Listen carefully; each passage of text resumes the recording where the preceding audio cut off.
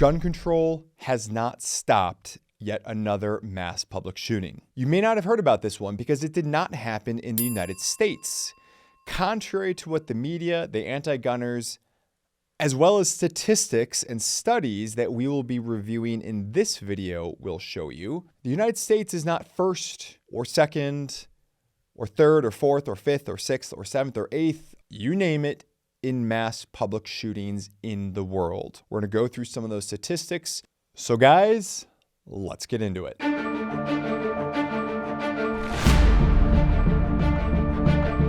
So first off, why am I talking about this? Well, on February 4th, 2025, there was another mass public shooting. This one taking place in Sweden, where at an adult education center, there was over 50 shots fired by a lone gunman. He killed 10 other individuals, wounding 12 before taking his own life. I will not be naming him. He was a 35-year-old individual and former student at an adult learning institution. The mass public shooting took place with all of these gun laws already in place. And you're going to notice that this list looks surprisingly like the list that all the anti-gunners say we need in order to stop that thing from happening. They have licensing and background checks. Individuals must obtain a firearms license, which involves a thorough background check, including criminal, psychological, and behavioral assessments. You must demonstrate a valid reason for firearm ownership. Citizens must demonstrate this, and it must be a legitimate reason for owning a firearm, such as hunting, competitive shooting, or professional use. Self-defense is generally and often not considered a valid reason. There's mandatory training. Prospective gun owners must complete firearms safety training and pass a written and practical exam. There are, of course, safe storage requirements. Firearms must be securely stored in a certified gun safe. Police conduct inspections to ensure compliance. Just imagine if American cops showed up at your home and said, hey, we're here for our random compliance inspection. American Hartford Gold is dedicated to helping individuals and families invest in precious metals. This includes gold, silver, and platinum in both bars and coin. They provide both physical delivery to one's doorstep or inside of a retirement account like an IRA, 401k, or TSP. American Hartford Gold helps clients achieve greater security for their future by adding safe haven assets to their portfolio. Investors receive only the highest quality gold and silver coins offered at competitive prices with 100% customer satisfaction guaranteed. Their leadership is truly committed to providing quality service and fair pricing. Through their expertise in the industry, they provide the latest market information with a historical perspective to empower both experienced and new investors alike. American Hartford Gold has an A+ rating with the Better Business Bureau and has a 5-star customer satisfaction rating on multiple review platforms like Trustpilot and Google. I'm extremely honored that they would trust us to recommend them to beloved friends, family, and of course, you dear viewers. Their goal is to achieve 100% customer satisfaction. They offer all their clients their buyback commitment, in which they encourage their clients to contact them first if they wish to sell their metals. If you call American Hartford Gold today and tell them that I sent you, they'll give you up to $15,000 of free silver on your first order. So call them now. Click the link in the description or call 866-968-8779. That's 866-968-8779. Or text GRIEVE, wonder where they got that. That's GRIEV to 65532. Again, that's 866-968-8779. Or text GRIEVE to 65532. Semi-automatic and so-called military-style weapons. Highly restricted and generally only permitted for competition shooters affiliated with a recognized gun club.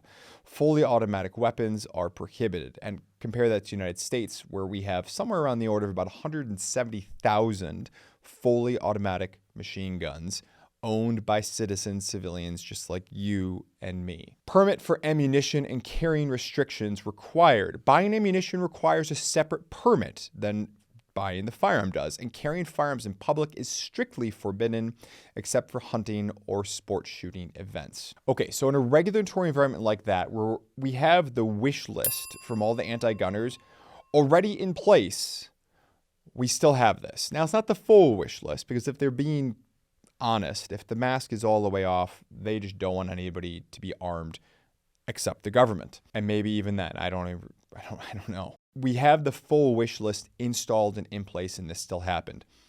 This is yet another tragic example to show you that this is not a so-called unique American problem like the media and the anti-gunners are continuously trying to brand it. And you know what? We've got some statistics to wrap into this discussion. The United States experiences fewer mass public shootings compared to the global average, and the rise in such incidents has been significantly greater worldwide than inside the U.S. From 1998 to 2015, there were approximately 2,354 attacks and at least 4,880 shooters outside the United States, while the U.S. had 53 attacks involving 57 shooters. Again, that's 1998 to 2015. This means that the U.S. accounts for less than 1.15% of mass public shooters and 1.49% of related deaths, and 2.20% of all around attacks. So that's 1.15% of mass public shooters, the people who are doing the shooting, 1.49% of related deaths related to these shootings, and 2.20% of the attacks in general, so the incidents. Those figures are all notably lower than the fact that the U.S. has approximately 4.6% of the population of the entire globe. So you notice that that's actually below. Additionally, mass public shootings in the U.S. occur less frequently and are also less deadly on average than in many other countries. This wasn't part of my little thing I was going to talk about here today, but I'm also just going to mention out there that, by the way, approximately 40% of mass public shootings are stopped by concealed carry permit holder, and that number, if you just look at non-gun-free zones, so areas where people are allowed to legally carry, that number actually rises to approximately, I think it's 62 or 63%. I've documented that elsewhere. I'm not going to bother doing that here. On with the show. Now, among 97 countries where mass public shootings have been recorded, the U.S. ranks 64th in the per capita frequency of these attacks and 65th in the murder rate.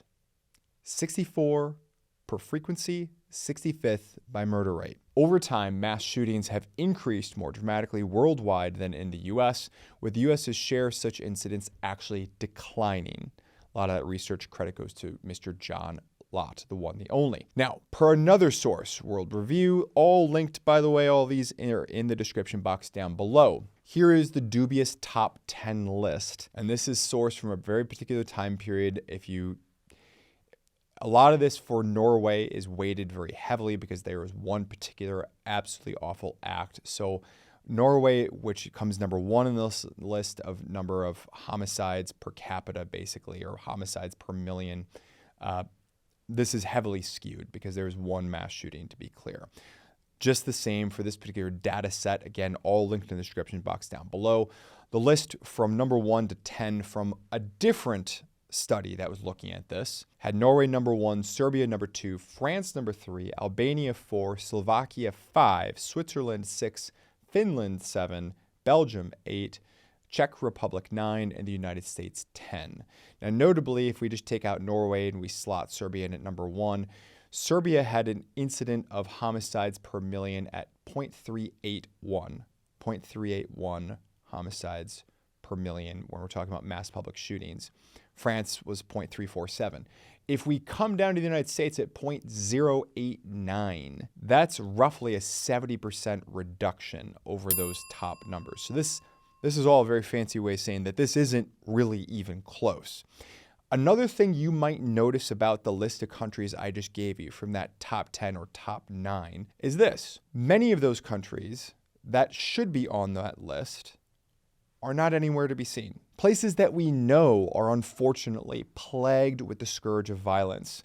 Think about cartel-afflicted regions of Mexico and Central America, as well as other, I'm not going to call them conflict zones, let's just call them low security environments, where we're talking about nations like, for instance, Haiti, other places around the Caribbean, South Central America.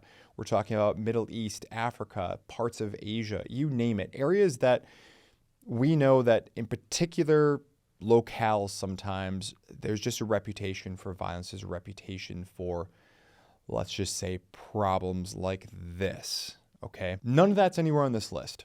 Data is a big part of the problem that we have when we talk about this sort of thing. There's very few studies, and that's because a lot of these studies have to rely on the data that's being compiled from these countries. If the countries, frankly, lack the organization, they lack the infrastructure to compile their own data, that means we can't get at that information. Now, what we're fundamentally talking about here is not nations. We're just talking about people. We don't blame the car for the drunk driving, nor do we blame the whiskey. We blame the person. Therefore, when we're talking about guns, I don't really know why a lot of anti-gunners try to put it on the inanimate object that cannot act by itself. If guns were the source of the problem, we would see a statistical relationship between the amount of guns and the amount of homicides per gun. You see what I mean? In other words, we should always see that there's some sort of, hey, if there's this many guns, there should be this many homicides committed by use of firearm. Those should be equal, distributed across the population. If we look at population A, population B, right? This many guns, this much gun homicide. This many guns, this much gun homicide, and so forth. That's what we would expect to be seen if guns were the source root of the problem. I realize this is a very nuanced issue. I'm not saying that this is a 100-page dissertation picking everything apart. This is obviously a low-resolution take meant to overly compress certain things in order to drive home a particular fundamental point. That's not the guns that are the issue. Quick perusal of the firearm homicides per 100,000 citizens. So we're looking at the rate, the frequency of firearm homicides per 100,000 citizens in countries around the world, shows that the United States oftentimes falls somewhere between 18th to 22nd or so in any given year. Keep in mind, a lot of countries are not accurately tracked or even tracked at all, okay? So this isn't out of all 197 countries or wherever we're at today. Importantly, this is despite having by far and away the most amount of firearms per capita in the world. The United States has about 120 firearms per 100 people. We're the only country with more guns than people. Second place, Switzerland, 41 firearms per 100 people. Switzerland is at 68th for firearm homicide rate in the world. Again, firearm homicide rate. Meanwhile, the top 3 countries for firearm homicide rate average about 6.5 guns per 100 people, meaning they have they've got a fraction, literally a fraction of the amount of firearms that either the United States or Switzerland has, yet they have 16 times higher homicide rate committed by firearms than the United States, and a crushing 550 times higher side rate with firearms when compared to Switzerland. If you want to know more about this analysis that I've done, let me know in the comment field down below. I'm happy to go into this if you want it. Let me know in the comment field down below. The bottom line here is this: mass shootings, gun violence, whatever it is that you want to call it, whatever particular slice of the pie you want to look at, this is by no means uniquely an American problem. Evil is a human problem. You will find it wherever you find people. That is what it is. What makes America unique is not our violence. It's our choice to empower victims of violence against their attackers, to equalize the playing field for the one who stands against many. That is what is unique about America's violence. We don't monopolize it to police and government. You have the right to defend your life. And I'm very proud that that is uniquely American. I appreciate you sticking around this long in the video. Be sure to hit that like button. As always, I'm looking forward to checking out the sometimes interesting and spicy comment section down below. Be sure to check it out if you've not already done so. Let's close out with our ever popular quote of the day. This one's a little bit different. It comes from Oscar Wilde, who once said, quote, "You don't love someone for their looks or their clothes or for their fancy car, but because they sing a song only you can hear." I appreciate you all sticking with me. Tells me that we are probably all singing something of the same song if you made it this far. Thanks for sticking around, and I'll see you in the next one. Thanks for sticking around to the end of the video. If you enjoyed this one, please feel free to check out some of our other great content, and we'll see you in the next one.